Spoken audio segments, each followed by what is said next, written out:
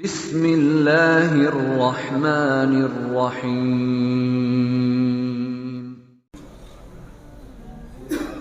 بسم اللہ الرحمن الرحیم الحمد للہ وکفا وسلام علی عباده الذین اصطفى اما بعد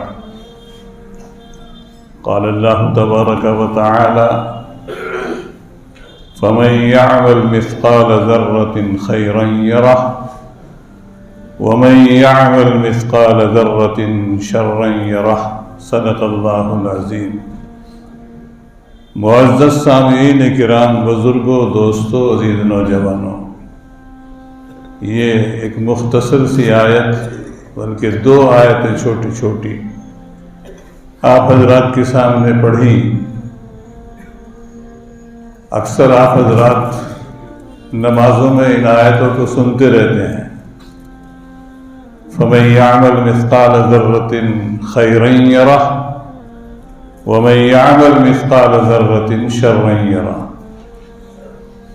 اللہ تعالیٰ کا جو نظام ہے بڑا عادلانہ نظام ہے، وہاں ظلم نہیں ہوتا کسی کے اوپر۔ ادنا درجے کی کوئی نیکی کرے گا وہ بھی لکھی جاتی ہے، اور قیامت میں اس نیکی کو بھی لکھے گا،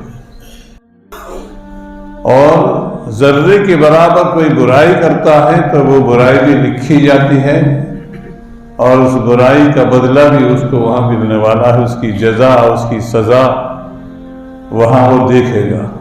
فَمَن يَعْمَلْ مِثْقَالَ ذَرَّةٍ خَيْرًا يَرَهُ، جو آدمی ذرے کے برابر نیکی کرے گا وہ اس کو دیکھے گا وہاں۔ جو آدمی ذرے کے برابر برائی کرے گا وہ بھی اس کو وہاں دیکھے گا۔ جناب نبی کریم صلی اللہ علیہ وسلم نے حضرت عائشہ صدیقہ رضی اللہ تعالی عنہا سے ارشاد فرمایا، اے عائشہ، نیکی کو کبھی چھوٹا نہ سمجھا کرو، نیکی کتنی ہی چھوٹی ہو اس کو فوراً کر لیا کرو۔ عام طور پر لوگ سمجھتے ہیں کہ میاں یہ 3 تسبیحیں بتاتے ہیں اہل اللہ، اس میں کیا ہے؟ 3 تسبیح تو ہم پڑھتے ہی رہتے ہیں، اب بیعت ہوئے تو بیعت ہونے کے بعد میں بتایا 3 تسبیحوں کا اہتمام کرو۔ کہ جی کون سی تسبیح؟ کہ ایک تسبیح درود شریف کی، تو ہم تو پڑھتے ہی ہیں۔ ایک تسبیح درود شریف کی، ایک تسبیح استغفار کی، ایک تسبیح تیسرے کلمے کی، کہ تو ہم روزمرہ پڑھتے ہی ہیں، یعنی اس کو ہلکا سمجھتے ہیں۔ یہ 3 تسبیحیں جو ہیں یہ سمجھتے ہیں ہلکا ہے، یہ تو کچھ بھی نہیں۔ کوئی بڑا مجاہدہ بتایا جائے، بہت بڑا کوئی مجاہدہ بتایا جائے تو ہم سمجھیں کہ ہاں یہ پیری مریدی کا کچھ معاملہ کچھ بنا، کچھ ہو، کچھ دکھائی دے، کچھ نور دکھائی دے، کچھ اور دکھائی دے، کچھ مجاہدے کرائے دیں۔ یہ تو بعد کی چیزیں ہیں، ابتدائی چیز یہی ہوتی ہے کہ یہ 3 تسبیح بتائی جاتی ہے۔ حضرت موسیٰ علیہ نبینا علیہ السلام سے باری تعالیٰ نے، کلیم اللہ ہیں حضرت موسیٰ علیہ السلام، اللہ سے گفتگو ہوتی تھی حضرت موسیٰ علیہ السلام کی۔ موسیٰ علیہ السلام نے جناب باری تعالیٰ میں عرض کیا، اے اللہ مجھے کوئی ایسا خاص کلمہ بتا دے کہ جس سے پڑھ کر تیرا قرب حاصل ہو، اور سب سے بڑا کلمہ ہو کہ جو کسی اور کو نہ دیا گیا ہو، مجھے ہی دیا گیا ہو، اور مجھے ہی بتا دیں آپ، کوئی بڑا کلمہ بتا دیں۔ اللہ تعالیٰ نے کیا ارشاد فرمایا، اے موسیٰ پڑھو لا الہ الا اللہ۔ موسیٰ علیہ السلام نے، یہ تو ساری مخلوق کہتی ہے، یہ تو سبھی پڑھتے ہیں، میں تو کوئی خاص وظیفہ، کوئی خاص کلمہ چاہتا ہوں کہ جو خاص ہو، میرے لیے ہو، بڑا ہو، بہت، جس سے بہت بڑا اللہ کا قرب حاصل ہوتا ہو، میں تو ایسا چاہتا ہوں۔ اے موسیٰ یہی کلمہ پڑھ، یہی ہے سب، لا الہ الا اللہ، یہی پڑھو۔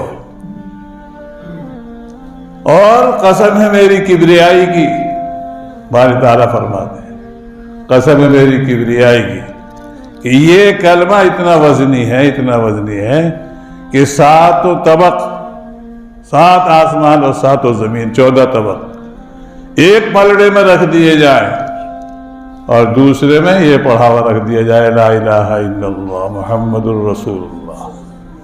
فرمایا یہ کلمے والا جو پلڑا ہے نا یہ جھک جائے گا، اتنا وزنی ہے اتنا وزنی ہے یہ کلمہ۔ تو نیکی کو کبھی چھوٹا نہ سمجھو، نیک عمل کو چھوٹا نہ سمجھو۔ وقت کے اوپر جو نیکی انسان کر لے گا وہی قیامت کے دن کام آئے گی۔ تو جو نیکی کر لے گا وہ وہاں دیکھے گا، فَمَن يَعْمَلْ مِثْقَالَ ذَرَّةٍ خَيْرًا يَرَهُ وَمَن يَعْمَلْ مِثْقَالَ ذَرَّةٍ شَرًّا يَرَهُ۔ جو برائی کا کام کرے گا تو وہ برائی بھی وہاں موجود ہوگی، دکھائی دے گی۔ اس لیے بزرگوں اور دوستوں ہمیں اپنی حالت سنوارنی چاہیے، اور جو نیک کام بھی ہم سے ہو سکے وہ وقت کے اوپر جو نیک کام ہوتا ہے اور اخلاص سے بھرا ہوا، اخلاص سے بھرے ہوئے کام کی بڑی قیمت ہے اللہ کے ہاں۔ جناب نبی کریم صلی اللہ علیہ وسلم نے فرمایا کہ 1 روپیہ اگر اللہ کی راہ میں کوئی آدمی دے گا اخلاص کے ساتھ میں تو اللہ تعالیٰ اس 1 روپے کو اتنا بڑھا دیں گے جو اخلاص کے ساتھ میں کیا ہوگا اس نے، ایک نیکی جو اس نے اخلاص کے ساتھ میں کی ہوگی اتنا بڑھا دیں گے، اتنا بڑھا دیں گے، احد پہاڑ سے بھی زیادہ بڑھا دیں گے اس کو، احد پہاڑ سے بھی زیادہ بڑھا۔ یہ نیکی کو وقت کے اوپر کر لینا چاہیے، اور جو آدمی نیکی کو وقت کے اوپر کر لیتا ہے، جیسے ہی دل میں خیال آیا نیکی کے کام کرنے کا فوراً کر لیا تو وہ اس کے قبضے میں رہ جاتی ہے۔ اور اگر ٹال مٹول کرتا رہتا ہے کہ اب کر لوں گا، جب کر لوں گا، پھر کر لوں گا، ابھی میاں کیا ہے، ابھی داڑھی کیوں رکھیں، جب بڑھاپا آئے گا جب رکھ لیں گے، جوانی میں داڑھی کیوں رکھیں، جوانی میں نماز کیوں، جب بوڑھے ہو جائیں گے کسی کام کے نہیں رہیں گے تو مسجد کو پکڑ لیں گے، مسجد میں جا کر پڑ جائیں گے۔ نہیں، جوان ہو بوڑھا ہو کوئی ہو، جیسے ہی نیکی کا وقت ملے اس کو فوراً غنیمت سمجھنا چاہیے۔ یہ جوانی کی جو زمانہ ہے یہ بڑا قیمتی زمانہ ہے، جوانی کا زمانہ بڑا قیمتی زمانہ۔